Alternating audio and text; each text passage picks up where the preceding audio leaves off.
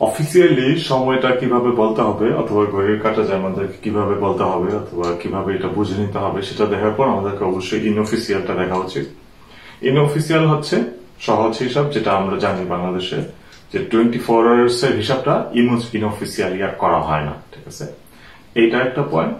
আরেকটা হচ্ছে যে ইনঅফিসিয়ালি 12 ঘন্টার পরে যে 13-14 ওইটাও হিসাব করা হয় না। তা আমরা কয়েকটা উদাহরণ দেখবো, তারপরে হচ্ছে আপনাদেরকে কয়েকটা টাস্ক দেবো। তাহলে এই জিনিসটা খুবই ইন্টারেস্টিং এবং এটা খুবই সহজ, আপনারা সবাই বুঝতে পারবেন আশা করি। তো অফিসিয়ালি হচ্ছে যেমন এখন যদি আমি যদি বলি যে সকাল 7:15 বাজে, এটা ইনঅফিসিয়ালি কি হবে?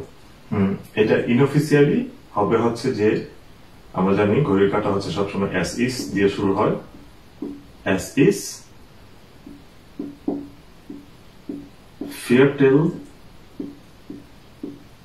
nach 7, এটা হবে হচ্ছে ইনঅফিসিয়ালি, এরকম ভাবে জার্মানরা বলবে। এটা কেন হইলো এরকম? প্রথমে হচ্ছে এটা কিন্তু বলা যায় 7টা, এই 7টা জিবেন, আমরা জানি 7 হচ্ছে জিবেন, এটা চলে গেছে একদম পিছনে। আর ইনঅফিসিয়ালি এই যে 7-7-এর পরে হচ্ছে 15 মিনিট, সো 15 মিনিট হচ্ছে 1 ঘন্টার 4 ভাগের 1 ভাগ, যেটা হচ্ছে 1 ঘন্টার কোয়ার্টার। কোয়ার্টারের জার্মান হচ্ছে এই ফিয়ারটেল, এইটা হচ্ছে কোয়ার্টার, ফিয়ারটেল। আর নাখ মানে হচ্ছে পরে, আফটার। সো তার মানে কি দাঁড়ায় গেছে, 7টার পরে কোয়ার্টার হয়েছে, এই জন্য হচ্ছে 7:15। এইটা হচ্ছে জার্মান থিঙ্কিং, জার্মান চিন্তা ভাবনা উল্টা সবসময় অনেক আমাদের দৃষ্টিভঙ্গি থেকে চিন্তা করলে। তো একইভাবে এখন যদি হচ্ছে আমরা বিকাল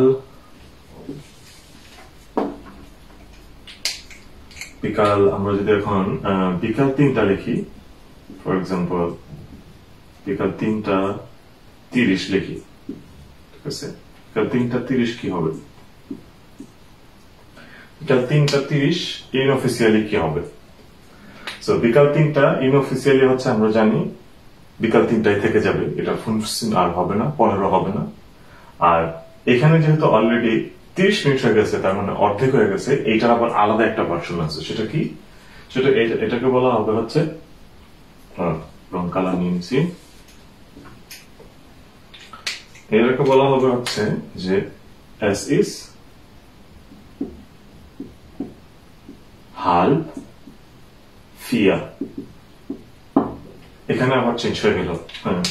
মজার বিষয়, অনেকে বলবেন কেন হলো, 4টা তো বাজে না, কিন্তু এখানে ফিয়ার কেন আসলো? ফিয়ার মানে হচ্ছে 4।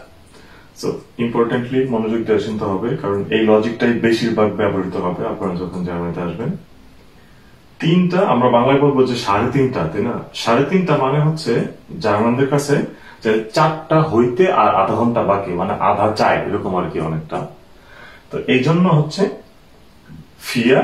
ফিয়ার হচ্ছে 4টা, আর হাল্প মানে হচ্ছে অর্ধেক 4, মানে 4 হইতে এখনো আরো অর্ধেক বাকি, আর এই যে 30 মিনিট যে বাকি, এই জন্য এটা হাল্প হয়ে গেছে, ঠিক আছে। এই জন্য সেটা হয়ে গেছে হাল্প। তো সেটাকে আমরা বলবো হচ্ছে হাল্প ফিয়ার। তার মানে কি হবে? এস ইস হাল্প ফিয়ার মানে হচ্ছে, তখন আমরা কিভাবে বুঝবো এটা কি রাত নাকি দিনের কথা বলা হইতেছে? কারণ এটা তো হচ্ছে ইনঅফিসিয়ালি দুইটাই হইতে পারে। তো আমাদেরকে তখন কনটেক্সট থেকে বুঝে নিতে হবে যে এটা কোন কথা বলা হইতেছে, ঠিক আছে। তারপর আমার মনে হয় এই 2টা উদাহরণে যথেষ্ট। আপনাদের জন্য এখন আমি টাস্ক দেবো, কারণ এই জিনিসটা এত কঠিন কিছু না। আপনাদের জন্য এখন টাস্ক আছে, আপনারা যেটা করবেন সেটা হইলো, আমি বলবো যে 8:45, এটাকে আপনারা ইনঅফিসিয়ালি কিভাবে বলা যাবে। তারপরে আমি বলবো যে 12:30, ঠিক আছে। তারপর হচ্ছে 20:20,